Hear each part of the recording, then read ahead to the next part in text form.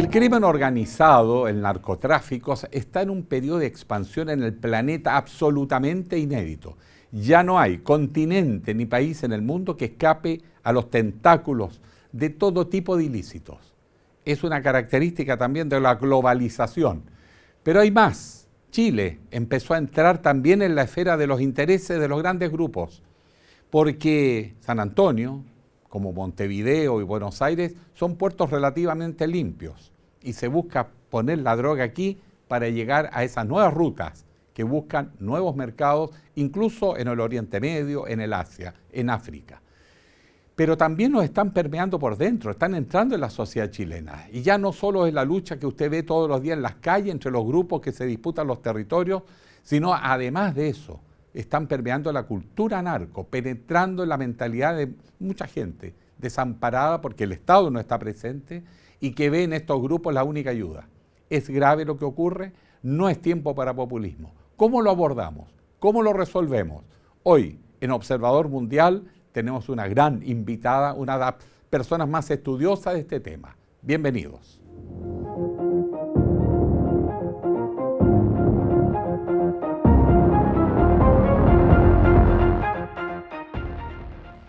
Nuevamente le damos la bienvenida más cordial a este espacio de conversación sobre grandes temas que están estremeciendo al mundo. Es un espacio de conversación donde queremos profundizar con serenidad y abordar temas que son muy complejos y que por supuesto nos están golpeando como país. Para hoy, ya le hemos dicho, el crimen organizado, las mafias del narcotráfico, todo el mundo evolucionando y cambiando y estos grupos penetrando los países en todos los continentes.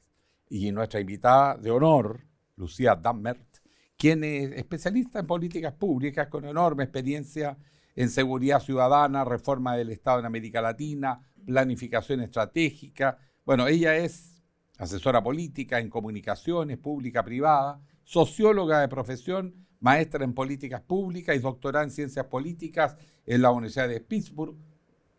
Una cantidad enorme de artículos académicos en distintas publicaciones, ha sido jefa de asesores en el segundo piso de La Moneda, en el inicio del gobierno del presidente Boric, y además ha sido una contratada permanente en organismos especializados del tema a nivel internacional y académica de la USACH.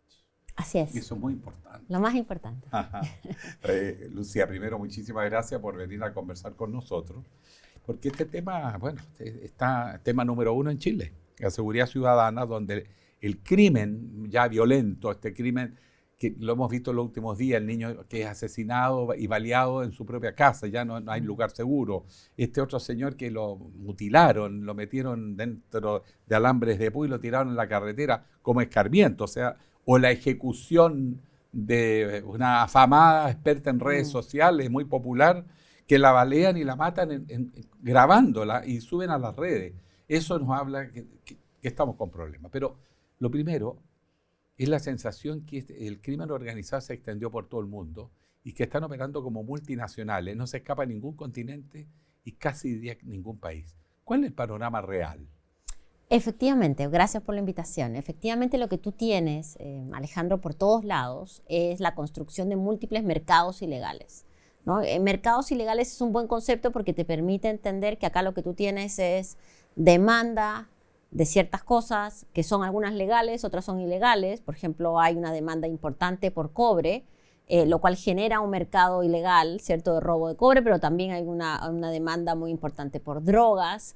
Y estos mercados ilegales además luego tienen una parte que es gris, que es esta parte donde empiezan como a legalizarse, y finalmente una parte legal, que es donde básicamente ingresa las ganancias o parte de las ganancias de estos mercados. Entonces, lo que tenemos en la región... El lavado de dinero, me refiero. El lavado de dinero. Va penetrando las economías por dentro. Así es. Y entonces, ¿qué es lo que sucede? Siempre han habido organizaciones criminales o mercados ilegales. Es cuestión de ver, por ejemplo, lo que pasaba en Estados Unidos cuando el consumo de alcohol era ilegal. En los años 20. Exactamente. La prohibición. La prohibición. O, por ejemplo, si tú miras, hoy día las grandes mafias mundiales están en países como Italia, Japón, Estados Unidos, Rusia, ¿cierto?, que tienen algunos nichos de negocio particulares, armas, tráfico de mujeres, mercados ilegales específicos de sus países.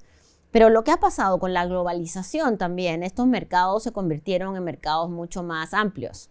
Y en plena expansión. Y en plena expansión. Y el COVID permitió también, con toda la crisis institucional que el COVID tuvo, más las crisis económicas, el movimiento de personas, muchos movimientos de personas por las situaciones de guerra, como uno ve con Siria, con Ucrania, con Yemen, pero también un poco la situación de inestabilidad de muchos países. Eso hace que sea bullante el mercado informal, raya ilegal, ¿no? Entonces, siempre acá nos hemos concentrado en el mercado de las drogas, que es un mercado muy grande, donde nosotros en América Latina, Perú, Colombia y en menor medida Bolivia, producimos el 90% de la cocaína del mundo.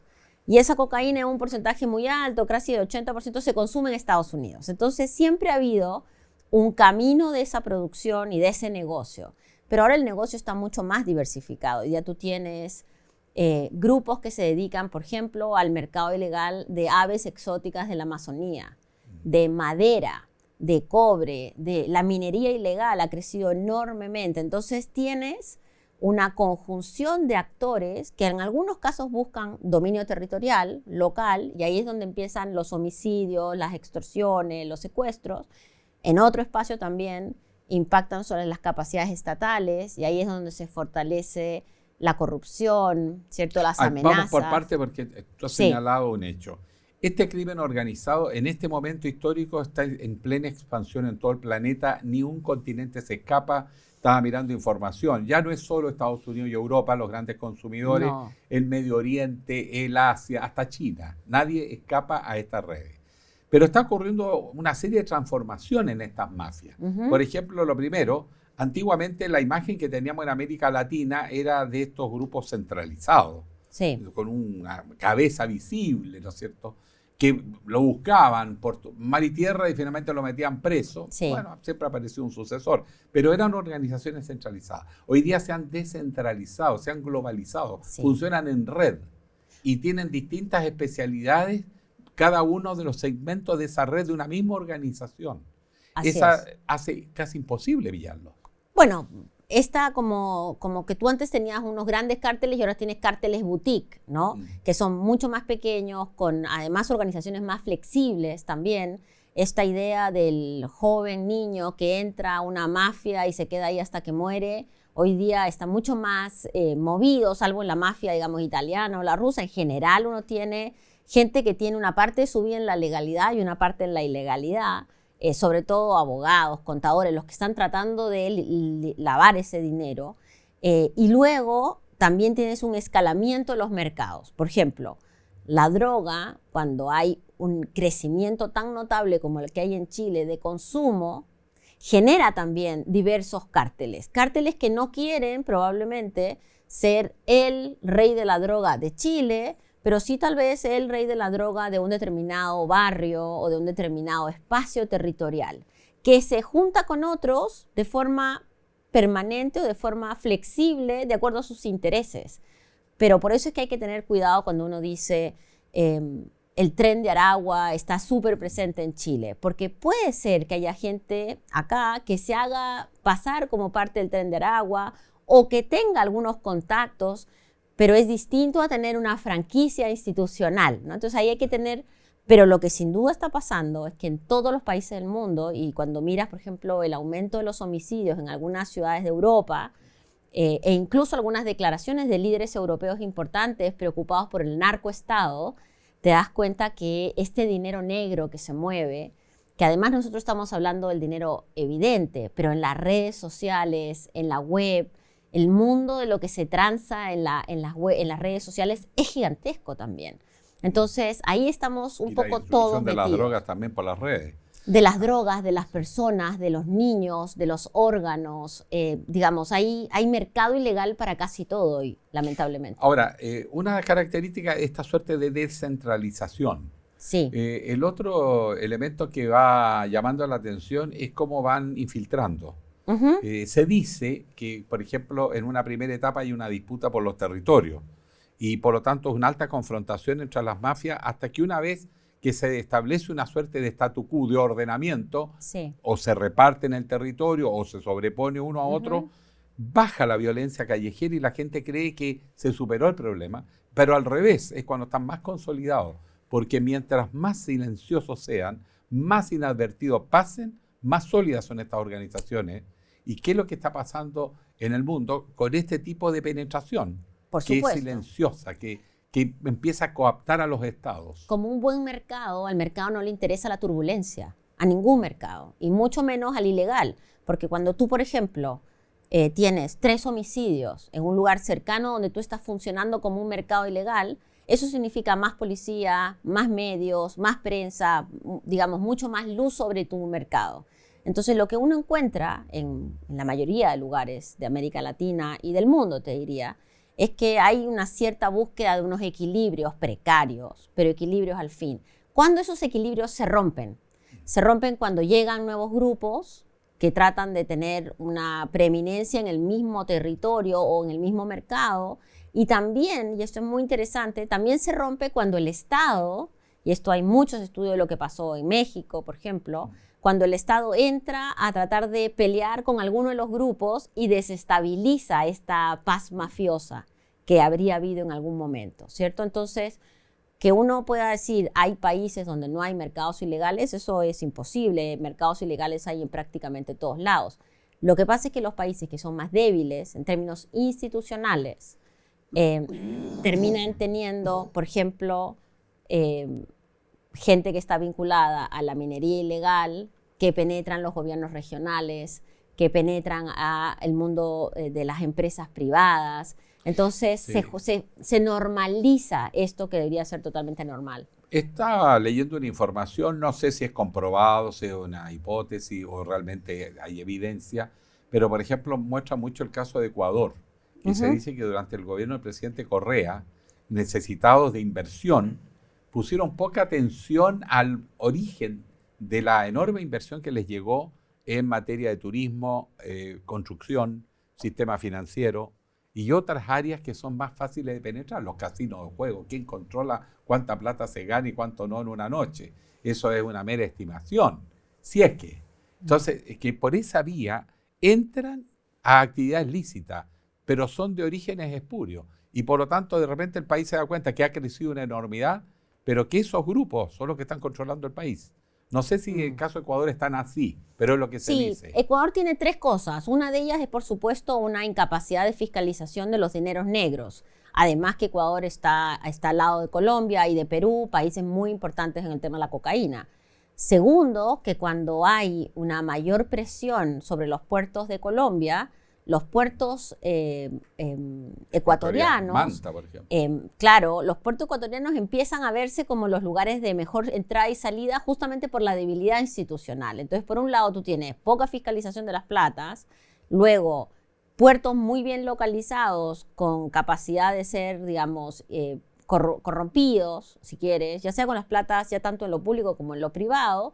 Y luego, lo que también es importante es que en Ecuador hubo la construcción, de hace mucho rato ya, de grupos ilegales muy fuertes desde las cárceles, ¿no? Las cárceles eran estos lugares que uno como que abandona y cree que porque los abandona la cosa va a mejorar. Porque están presos, ya estamos. Así es, y lo que hay ahí es una construcción o una consolidación de ciertos grupos criminales desde la cárcel hacia afuera, un poco lo que pasó en Brasil también. Entonces esos 3 elementos hacen que la situación de seguridad de Ecuador realmente vaya cayendo hasta lo que hemos visto, donde ya tú tienes ataques con dinamita, con morteros, lo mismo un poco de lo que pasa en alguna parte costera de Perú, ¿no? Bueno, y de hecho me llamó la atención en las últimas elecciones presidenciales, fue asesinado uno de los candidatos. No era un candidato que iba a ganar, pero alteró de tal manera el equilibrio de fuerzas que cambió el resultado de la elección. Sí. Consiguió un objetivo. Pero los detenidos eran todos extranjeros. Y los detenidos empieza a morir el primero, uno de los autores materiales, en la comisaría ese mismo día. Y los otros 6 fueron enviados a cárcel en Guayaquil, 1 a Quito. Ese mismo día, días después, pero el día que ingresaron, fueron ahorcados casi a la misma hora en 2 recintos penitenciarios, uno en Quito, el otro en Guayaquil. Y hasta el día de hoy nadie sabe cómo fue, cómo penetraron la cárcel y cómo dentro de la cárcel ejecutan a tipos que están siendo investigados por haber asesinado a un candidato presidencial. O si eran verdaderamente culpables, ¿no? Porque al final del día, bueno, parte importante de todas, hay mucha teoría conspirativa, las cosas que pasan, pero parte importante de la crisis y por qué los mercados ilegales crecen es porque los sistemas de justicia no necesariamente son eficientes o exitosos. Lo mismo pasó en Haití. ¿Te acuerdas cuando en Haití entraron a matar al primer ministro y de hecho lo mataron? Al comienzo se dijo que eran colombianos, los tomaron detenidos y hay mucha investigación y al final era una persona que estaba en Estados Unidos, muy vinculada con un proceso de inversiones extrañas con drogas. Entonces, claro, tú lo que tienes es un sistema de justicia criminal muy debilitado. ¿Debilitado o penetrado, permeado? También, pero sobre todo porque salvo en algunos países, yo creo que en la gran mayoría tú tienes fiscales, gendarmes, policías, en su gran mayoría gente honesta, trabajadora, que quiere salir adelante, muchas veces con malos salarios, con poca seguridad, poniéndose, digamos, frente a las balas muchas veces, más que cualquiera.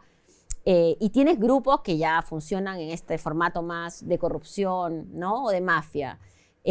Pero son grupos que no tienen las capacidades para, por ejemplo, identificar con mucha rapidez qué pasó, porque también la violencia se ha complejizado, ¿no? Entonces, en este caso de Ecuador, uno pone en duda todo. ¿Serán estos realmente los que eran? ¿Estarán vinculados? Ahora, que los maten a todos significa que detrás hay una gran organización. Hay una organización. No es tan fácil llegar y matar tanta gente dentro de las cárceles en 2 ciudades, ¿no? Pero si miras lo que pasa en Haití hoy día, que es claramente el estado que más débil está en la región, donde es un país que está básicamente hoy día controlado por 200, no sé si mafias, pero grupos criminales que disparan desde los techos, la gente está guarecida en sus propias viviendas. En Haití en una oportunidad Tremendo. Pero fue hace muchos años, solo ha empeorado la situación y nosotros en el proceso de contención que hemos participado ha sido una frustración permanente. Estamos desde el 2005, 2000, por ahí, estaba presidente Lagos. Así es. Y nunca más pudimos salir y hemos tratado ya de desengancharnos porque nadie le ve salida a Haití. Eso es un caso de Estado fallido. Bueno, ahora de hecho salieron casi todos los países, entonces llegó un país de África, pero lo que sucede es que los espacios nunca están vacíos. Entonces, cuando el Estado no está presente, ya sea porque no hay policía o porque no hay justicia, estas organizaciones que están en la venta de agua, en la venta de gasolina, mira los miles de litros de gasolina que se roban las bandas criminales en México, lo que hacen es empiezan a expandir sus capacidades, ya sea dando protección, amenazando, incluso dando justicia. Entonces, creo que cuando uno mira el fenómeno del crimen organizado, a mí me parece que es muy importante en nuestra región no solamente mirarlo como un problema policíaco o como un problema, digamos, de policía y justicia, sino realmente entenderlo como un fenómeno estructural de nuestros países. Y además es un fenómeno económico porque generan empleo, terminan contratando miles de personas que a lo mejor ni saben que están trabajando en organizaciones mafiosas. Tenemos, por ejemplo, claramente un intento de lavado de dinero. El fenómeno del lavado de dinero hace que consciente o inconscientemente, la mayoría de las veces semiconscientemente, gente que está en negocios lícitos acepta estos capitales, lo que le pasó a Ecuador. Pero del propio mundo empresarial aceptan estas alianzas porque hay mucha plata. El caso colombiano fue una penetración sutil en los altos círculos sociales. Al final todos se sacaban fotos con los mafiosos porque la cantidad de negocio que había y los montos de la plata limaba y cualquier imagen queda bien parada por el poder que había detrás, ¿no? O sea, ¿hasta qué punto eso está todavía centralizado o se fragmentó tanto que es más difícil todavía controlarlo? Es bastante más difícil, pero creo que una de las grandes iniciativas que los países, algunos, tal vez Chile, en ese caso es una excepción, deberían de tomar es tener mucho más control sobre el financiamiento ilegal de las campañas políticas. Porque al final del día también se compran muchos favores, ¿no? Y eso se ha visto desde los presidentes en Honduras, los presidentes en todos lados, que tú encuentras, y no solo presidentes, alcaldes, gobernadores. Samper, la figura del liberalismo, del progresismo colombiano en su momento, dio vuelta a una elección que tenía perdida cuando le inyectaron una cantidad de plata que nadie sabía dónde venía y después se descubrió que era del narcotráfico. Claro, así se dice. Entonces, si tú no, por eso te digo que es muy importante el tema de los mercados ilegales, vincularlo también con el deterioro de la estatalidad, de las capacidades estatales, porque al final del día nada más inequitativo que el Estado trabajando para un grupo que además es un grupo violento, criminal, de corrupción, ¿cierto? Y lo que tú miras en términos de la... Es verdad que está muy disgregado el mercado ilegal, pero los niveles de ganancia de dinero son tan altos y es muy difícil esconder el dinero, ¿no? Entonces, cuando tú, acá en Chile hace unos años se decía que el tráfico de madera ilegal en el sur de Chile generaba más o menos 30 millones de dólares de ganancia al año. Siempre mi pregunta es, ¿dónde están esos 30 millones? Porque uno va a ver los presos por este delito y es gente, al final del día, como siempre, gente que no tiene buena educación, que tiene problemas de consumo. Sí, o sea, siempre caen los peces chicos, dicen acá. Exacto. Pero bueno, el mismo negocio de la madera, se hablaba por parte de las autoridades de miles, de decenas de millones de dólares, caso de la madera en la Araucanía. Pero ¿y por dónde transitaban los camiones si estaban todas las carreteras controladas? ¿Por qué nadie les paraba esos camiones para ver si tenían las boletas respectivas de la compra? ¿Por qué llegaban a los puertos y podían embarcar sin que nadie pudiera controlar de dónde venía esa madera que embarcaban en los barcos? Son cosas que están pasando en Chile hace rato. Sí, o sea, los mercados ilegales informales, por supuesto, cuando tú, saliendo ya de los temas como más complejos, pero, por ejemplo, el consumo de cigarrillos contrabandeados o falsos.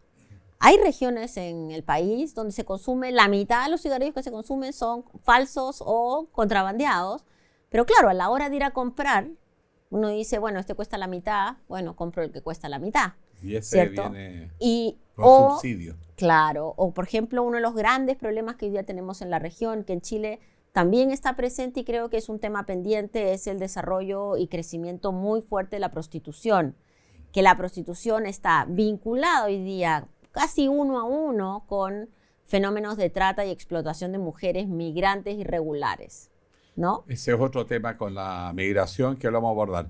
Pero vamos a hacer una pequeña pausa, pero quiero dejar planteada una inquietud. Todos estos grupos mafiosos que están encontrando nuevos mercados en el mundo, además que han cambiado sus estructuras internas más descentralizadas, están buscando nuevas rutas para llegar a esos nuevos mercados. Y bueno, San Antonio en Chile, Montevideo con su puerto o Buenos Aires se han transformado en objetivos, dicen, de esos grupos y están bajo asedio. Y de hecho hace pocos días atrás se desbarató toda una organización que había en el puerto San Antonio para permitir la entrada y salida de probablemente droga y productos ilícitos. De esto conversamos después de la pausa.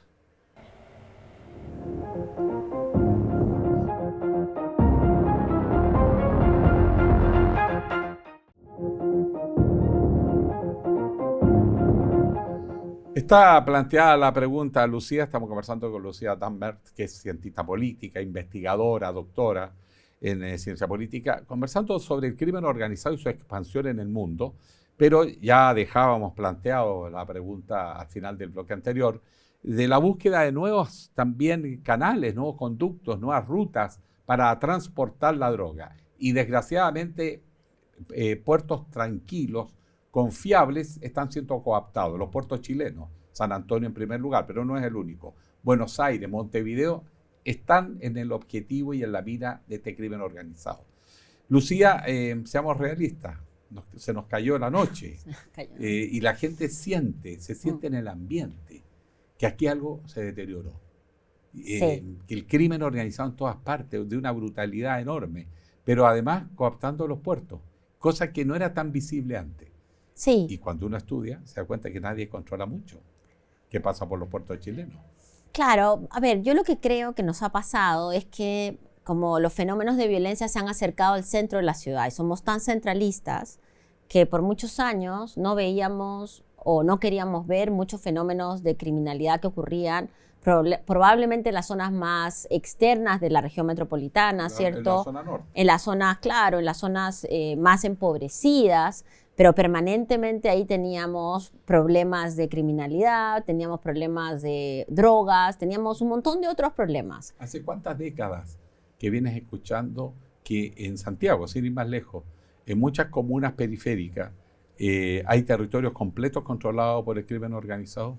Mira, no sé si territorios completos, pero me acuerdo perfecto, gobierno del presidente Lagos, que fue el primer programa de intervención de barrios críticos, que creo que eran 7 barrios.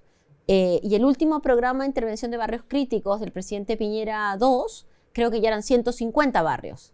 Los 7 seguían estando. Entonces, lo que te das cuenta es que este no es un fenómeno que partió hoy, lamentablemente, sino es un fenómeno que tiene ya una profundidad territorial, que tiene una profundidad también en muchas personas que viven en la informalidad o en la ilegalidad hace muchos años, con un sistema penitenciario en una crisis profunda que no hemos logrado resolver, ¿cierto? Y luego también con un problema que tampoco nos hicimos cargo, que es el aumento de la demanda, ¿cierto? Tenemos un problema de consumo problemático, o sea, de adicción de drogas en Chile muy relevante. Entonces, una cosa es cuando uno decía, no, nosotros somos un país de paso, y ahora no solamente somos un país de paso, somos un país de consumo. Entonces, cuando tú tienes consumo, los mercados cambian en su accionar. ¿Cuánto se ha disparado el consumo? Porque yo escuchaba lo mismo hace no tantos años atrás, ¿no? No, por Chile pasa la droga nomás. Lo que se queda es muy marginal, la cocaína en ciertos grupos sociales, a nivel muy popular es más bien el neopren, otras cosas así. Claro. Pero ese negocio, ¿cuánto se expandió en tan pocos años? Mira, se ha expandido de forma importante. Es difícil saber en términos comparados porque muchos países no tienen buenos datos, pero los datos en Chile muestran mucho consumo de alcohol en formato problemático, que es una droga legal, pero no deja de ser una droga, ¿cierto? De marihuana y un montón de otras cosas, sobre todo también pastillas, ¿cierto? Farmacéutico, en jóvenes y niños de 12 años para adelante. Entonces, ahí tú tienes un mercado muy fuerte que se va consolidando. Como tú preguntabas con relación al tema de las rutas, justamente es todo tan flexible que en el año 2019 Naciones Unidas decía, el informe de Naciones Unidas decía que San Antonio era el tercer lugar desde donde salían las drogas hacia Europa. Luego, por supuesto, acá también había una explicación que no era que salían de San Antonio, sino se cargaban en el camino, que puede haber también. Pero esto ha cambiado ahora y ahora está saliendo mucho por esta zona, digamos, Paraguay, Uruguay, porque durante la pandemia hubo una sobreestoqueada de cocaína. La cocaína ha bajado mucho su precio. Entonces, lo que sucedió en la pandemia, y los estudios lo empiezan a mostrar, es que ha crecido, por ejemplo, la demanda en Brasil, en muchos países. Y lo mismo en Chile. Y lo mismo en Chile. Entonces, barata. Quedó ahí.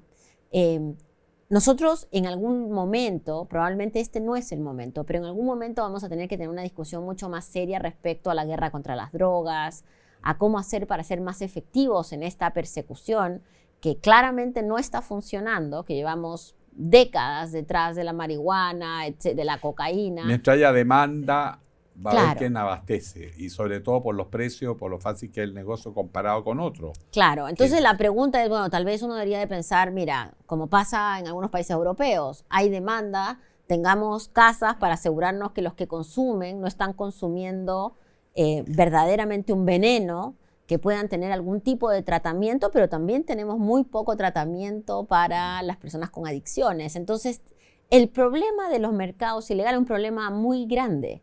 Y creo que lamentablemente una de las cosas que en América Latina se ve mucho, y Chile no es una excepción, es que lo resolvemos solo desde el punto de vista de 5.000 carabineros más, 10.000 100 leyes más duras, sabiendo que ya hoy en día, digamos, no puede ser más duro que el 100%, ¿cierto? Ya está, ya estamos ahí. Y lo que necesitamos es como entender la complejidad del fenómeno, reconocer que somos una pieza más de un mundo, ¿cierto? Donde la trata de personas se mueve por 4 o 5 países, donde la droga se mueve. Y no solo eso, hay mercados ilegales para lo que a ti te puedas imaginar. Y eso requiere mucho más capacidad estatal, mucho más fiscalización y también hacernos cargo de algunos espacios de demanda. Siempre se ha hablado cómo se genera un narcoestado, dicen algunos, ¿no? Que dice que se va pasando por etapas.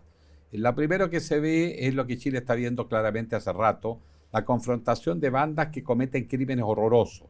Eso de hace por lo menos 8 o 10 años ya se empezó a notar, pero ahora es todos los días. Es un punto. Después dicen que se estabiliza la situación y parece que la cosa bajó, pero es porque ya los grupos narcotraficantes o criminales repartieron el mercado. Y ahí comienza una tercera etapa, es que es penetrar a las instituciones. Yo te hago una pregunta de apreciación. A mí me llama mucho la atención que en Chile se han aprobado leyes. Por ejemplo, se generó la imagen para combatir el narcotráfico del testigo protegido, del agente encubierto. Y en Arica, el epicentro del problema, un juez de garantía ordena revelar la identidad de los testigos y de los guardias. A mí no me convence nadie que ahí algo pasó. Claro, es que lo que pasa también es... a pesar que, perdona, la presidenta de los jueces y todo dijo, lo defendió, que el debido proceso. Al crimen organizado no se le trata como se trata a un delincuente que se robó una billetera. Claro, yo en ese caso no tengo detalles, entiendo que había algunas cosas en el proceso que se dejaron mal hechas y permitieron esa decisión, pero que igual después se retrotrajo. Lo que sí creo que en Chile tenemos que reconocer es que las agendas de seguridad son mucho más que un listado interminable de leyes de castigo. Sí. Porque al final la ley no cambia la realidad.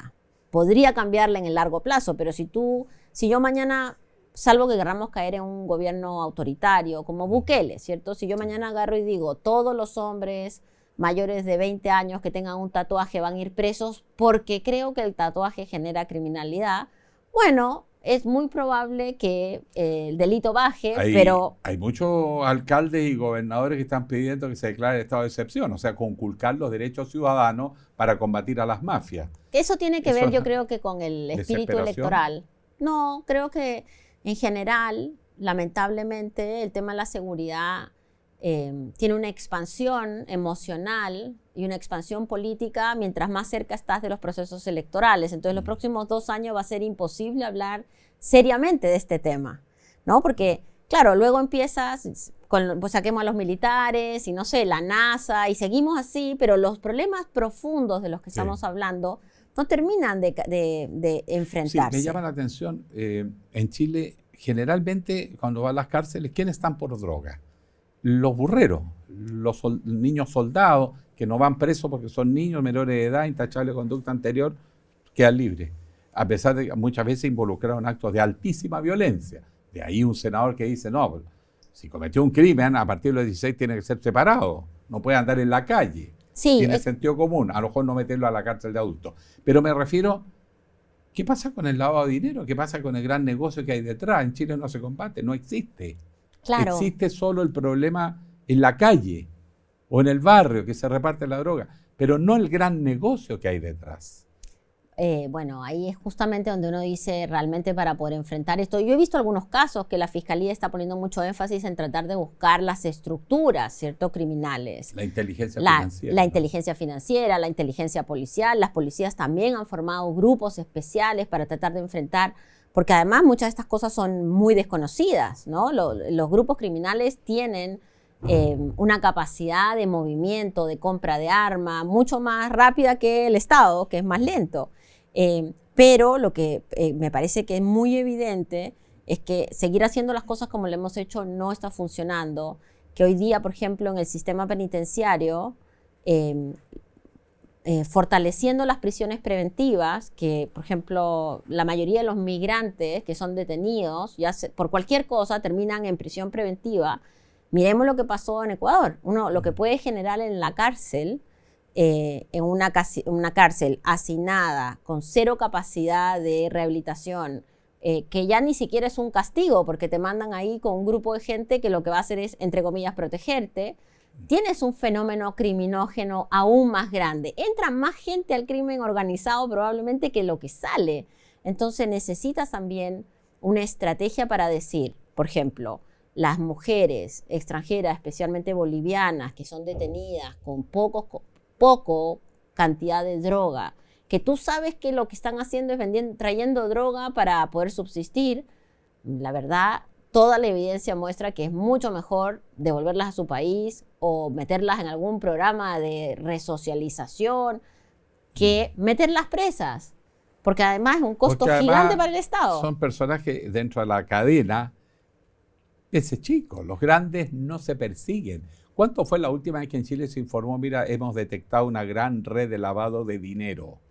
Poco. Los informes de los informes de la Unidad de Análisis Financiero ponen mucho énfasis tal vez en algunos, cierta gente que compra autos, no sé, al contado, pero evidentemente si estamos en un momento de una expansión de mercados ilegales, algo pasa que a ese sector no le estamos llegando.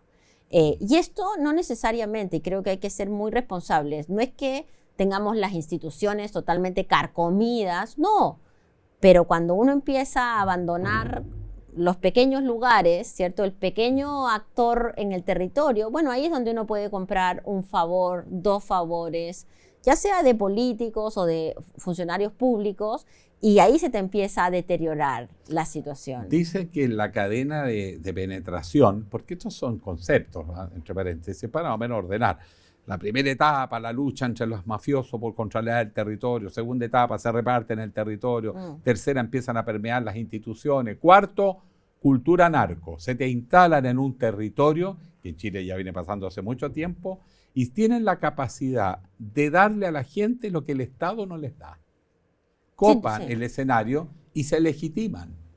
Y hoy día uno ve que se hacen festivales donde están autoridades municipales con mafiosos que son los organizadores de la fiesta popular. Bueno, y la pregunta es por qué estos jóvenes y estos niños de sectores populares tienen que esperar que el narco les pague una fiesta y no es el Estado el que les brinda capacidad, por ejemplo, no solamente para la fiesta, en muchos países latinoamericanos lo que uno ve es que el narco o el criminal del barrio es el que los ayuda a pagar la enfermedad de los abuelos, es el que ayuda a pagar el entierro de la madre, es el que los ayudó en el COVID. Hay muchos estudios que muestran que en los territorios más abandonados de muchos de los países latinoamericanos fueron los mercados ilegales los que sacaron plata y te ayudaron. Y claro, uno puede concentrarse en qué terrible esto, pero por otro lado, lo que me parece que es tremendo es que por muchos años uno como dejó estar porque había alguien más que ocupaba ese espacio.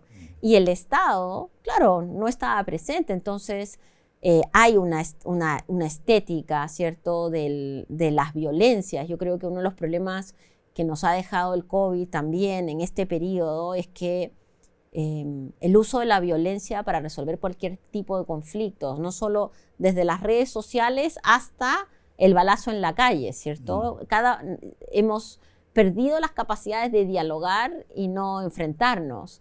Y eso se ve en todos los espacios. Y por supuesto que hay una estética narco, una estética criminal muy fuerte en muchos territorios. Creo que también está porque no hay mucha otra alternativa. No es como un joven de clase media alta que su alternativa cuando sale del colegio es obviamente ir a la universidad. Y luego, obviamente, conseguir un trabajo porque tiene todas las redes. Sí, un joven que en el fondo aprendió poco porque le tocó una educación deficitaria, que no tiene el apoyo de la familia porque son ni estudiaron y con dificultad trabajan en lo que pueden. Ese niño va a buscar empleo, no tiene ni una chance, pero por robar un automóvil dice que pagan 500.000 pesos por automóvil. Y por otro lado, nuestra sociedad te ve mejor si tienes las zapatillas de marca, te valora más si eres malo. De identidad, ¿no? De pertenencia. Hay un sentido de pertenencia. Protegido. Evidente que eso es la cultura narco que está muy presente. Tú trabajaste en el segundo piso, te voy a hacer unas preguntas, tú te puedes correr si quieres. No hay problema. Las preguntas son impertinentes, las respuestas son mejores. Muchos alcaldes, tiene uno la sensación, se enfrentan con los narcos en el barrio, en su comuna. Y dicen que hay muchos que están llegando a acuerdo con los narcos, decirle, mire, ¿sabe qué más? Yo no te puedo combatir, yo soy alcalde, no soy experto en esto. No te metas en los colegios, no te metas en los centros de salud y no me copes la plaza de armas. Y el resto es tuyo. Y no me hagas mucho desorden. Uy, ojalá que no, porque esa es una receta para una muerte rápida. Sí. Una de las cosas que uno ve en... ¿Pero pasa o no? No lo sé de verdad. No creería porque lo que sí ha pasado es que hay muchos territorios que hace muchos años están abandonado. No hay que olvidarnos de lo 20, que 30 hablamos años. de cuando Del se agua hablaba de también. la legua de emergencia, ¿te Claro, de acuerdas? antes del gobierno del agua incluso. Que ahora es muy interesante porque todas esas, entre comillas, poblaciones emblemáticas hoy día han desaparecido en nuestra discusión. Hoy día la discusión está mucho más centrada en Santiago Centro, Estación Central, ¿cierto? Es otra problemática porque han entrado otros actores. Porque los actores de antaño, ¿cierto? Eran actores donde el uso letal de la violencia era mucho menor. Sí. Donde había un control territorial sin duda, donde había capacidad de amenazas y coacción, pero el homicidio era menor porque también... Y además esos grupos te dan seguridad también. Le dicen a los vecinos, mire, usted no se preocupe, usted es del barrio, usted va a estar protegido. ¿Frente a quiénes? Frente a delincuentes que vengan de otro lado. Bueno, termina siendo funcional. Pone Bueno. un estatus. Una consulta porque se nos va a ir pillando Sí. el tiempo. En Chile hoy día muchos sectores dicen que hay que expulsar a los migrantes que están ilegales o que Sí. ingresaron en forma ilegal. Creo que hay 1,5 millones de migrantes en Chile. Sí. ¿Cuántos de esos están en forma ilegal o irregular? No sé el número exacto, pero hay un número muy importante, creo que son 500.000. como 500, 600.000 de Ya, personas que 600.000. están... ¿Cómo sacas y expulsas, Sí. como dicen los parlamentarios? Lo Sí. dicen responsablemente en una institución del Estado. Vamos a expulsar, y el presidente enganchó, a los que estén ilegales. ¿Cómo sacas 600.000 personas a un país donde hay niños que nacieron en Chile, que son hijos de esos Claro. padres que entraron en forma ilegal y que son niños chilenos? Sin embargo, no hay Sí. aquí un nivel de desesperación, de ya no saber qué hacer. No, yo creo que nuevamente en los periodos electorales el populismo punitivo genera votación. También hay una desesperación, efectivamente, pero hay muchos estudios que muestran justamente esto, que cuando se acercan las elecciones y la gente está muy preocupada por el aumento de la violencia y es efectivo que hay problemas de homicidio en ciertos territorios de las ciudades más importantes y es efectivo que hay una mayor amenaza de ciertos hechos criminales que uno no conocía de antes, donde hay chilenos y migrantes vinculados, la solución, entre comillas, más rápida es, bueno, expulsémoslos, desaparezcámoslos, ¿cierto? Metámoslos presos, pero claro, si tú no tienes una política de regulación migratoria, Porque además dices, o se regularizan o se van, pero vayan a hacer la cola, llevan cuadras de cuadras de cuadras. Hay migrantes que me consta, llevan 10 años esperando que les regularicen, han hecho 20.000 trámites y no les regularizan. ¿Qué puede hacer el migrante? O sea, además tú tienes esta situación, como bien mencionabas, si tú tienes migrantes irregulares que tienen hijos, que son chilenos No puede y que llegar a van al expulsarlos. colegio, ¿Sí? ¿cierto?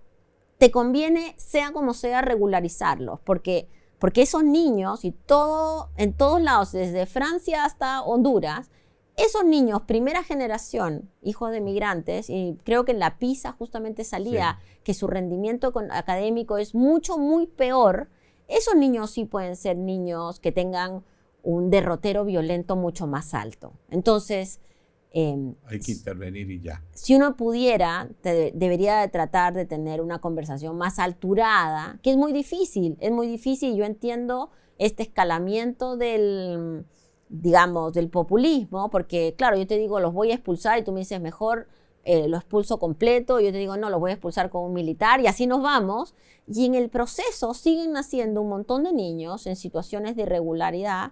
Por ejemplo, el tema de la prostitución, que a mí me preocupa mucho. ¿Por qué? Porque hay muchas mujeres migrantes irregulares en Chile que hoy día están en una situación de esclavitud sexual o laboral, que cuando escuchan esto dicen, bueno, yo no puedo denunciar porque si denuncio encima me van a deportar. Claro. ¿No? Entonces, ante esa circunstancia necesitas también resoluciones que sean probablemente no tan atractivas electoralmente, pero más a la profundidad. El fenómeno migratorio hacia acá ha bajado. Yo estuve ahora en Colombia y en México y en Perú y está todo el mundo muy preocupado por el Darién, ¿cierto? Sí, porque el están paso yendo... fronterizo entre Guatemala y México. Así es, Entre paréntesis, 3.500 niños chilenos menores de 12 años han estado cruzando sin los padres, porque es tan peligrosa la zona, mueren los padres, las familias se dispersan en la selva, los asaltan, los violan, le hacen de todo. Niños chilenos abandonados a su suerte, tratando de pasar a México. Bueno, porque la migración se está mudando hacia los lugares donde hay, digamos, más capacidades económicas, que es lo que pasó con muchos de los migrantes haitianos. Acá en Chile. Cierto que acá en la Universidad de Santiago... Con la crisis, la pandemia y las protestas, ellos se tuvieron que ir porque no encontraron opción. Además, nosotros acá en la Universidad de Santiago hicimos un esfuerzo muy interesante de inclusión, tuvimos clases de español, muchos de los trabajadores haitianos fueron como enfrentados a una capacitación, pero en realidad la sociedad no los recibió con ningún tipo de apoyo y muchos de ellos se han ido. ¿Hacia dónde se van? Se van a Estados Unidos. Entonces también uno podría, entre comillas, aprovechar que hay un movimiento hacia otro lado y más bien sentarse y decir, bueno, necesitamos hacer una regularización. Todos los extranjeros en situación irregular, que yo sé que suena como rarísimo, que tienen hijos chilenos, ¿los vamos a expulsar? ¿Vamos a expulsar a esos papás? Puede expulsar a un niño y los chileno. Niños van a quedar acá. Entonces, si no es así, ¿no será mejor hacer un proceso expedito? Porque además, ahí donde tú haces un proceso expedito, logras saber calidad de salud, puedes ayudarlos a calidad... Y los saca de las mafias, se los quitas a la mafia porque están protegidos por el Estado. Exacto, y aquellos, como dicen todos, aquellos que cometan delitos irán presos como cualquiera de nosotros. Pero mientras tanto también vamos construyendo un enemigo, que es un enemigo fantasma, muy fuerte, ¿cierto? Que no nos deja pensar en qué hacer para ser más efectivos. Lucía, ha sido una conversación a ratos dramática, pero muy clarificadora. Yo te agradezco. Yo creo que este es un tema que el país perdió la capacidad de analizarlo con un poquito más de objetividad, frialdad, con los análisis sobre la mesa, poniéndole racionalidad. Así que estamos muy agradecidos. El Observador Mundial te agradece. Muchas gracias. Gracias por la invitación. Bueno, y a ustedes, amigas, amigos, la idea es ponerle temas que son polémicos, donde se dicen cosas que no pegan a los estilos de la época medio populistones. Pero los problemas son complejos y hay que buscar, de verdad, con buena fe, una solución real y no tirar cosas simplemente para sacar más votos. Por su compañía, muchas gracias.